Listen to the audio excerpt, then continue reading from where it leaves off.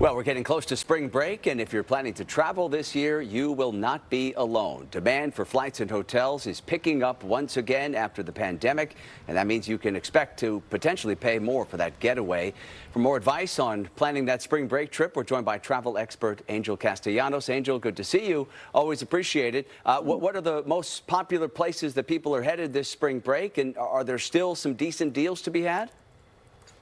You know, the early indicator was from Allianz Partners USA, who said that Mexico and the Caribbean were leading the list for Valentine's Day vacations.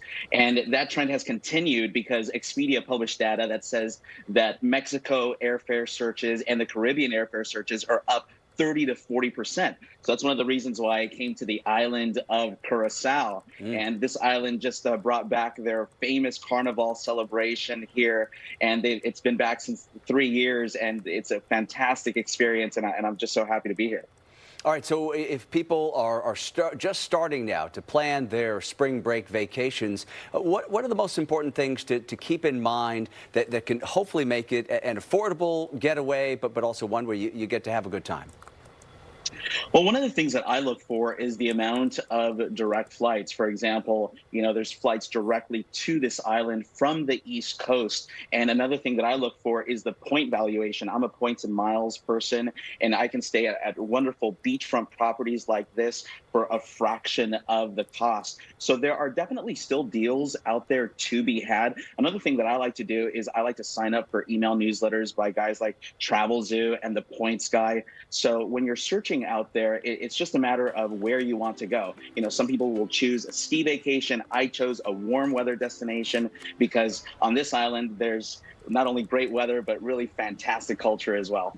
Yeah, and obviously we talked about the fact that the prices are going to be up this year for flights and hotels compared with a year ago. And with that being said, we have President Biden in his State of the Union speech addressing the high cost of travel here in this country, promising to crack down on what he calls junk fees. These are the fees that are oftentimes charged by airlines or resorts. Let's listen to what the president said here about trying to keep costs down for travelers. And will prohibit airlines from charging $50 round trip for family just to be able to sit together. Baggage fees are bad enough. Airlines can't treat your child like a piece of baggage.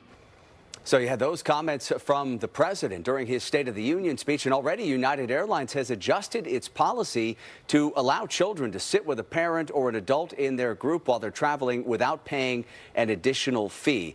How much of a difference will a policy shift like this make, you think, for families traveling for spring break? Well, it's going to make a huge difference, and hopefully other airlines do follow, because most of those fees come in the economy section of the plane. And so what United Airlines has done is they've extended this to even a basic economy fare, which usually is filled with all sorts of additional fees. So this is really a step in the right direction, and it's going to make spring break travel a lot more affordable for a lot of people. And again, this does not apply for the premium classes like first class and business class. All right, well, some good advice there as folks begin to plan those spring break getaways. Angel Castellanos, our travel expert, good to see you. Thank you. Thanks for having me.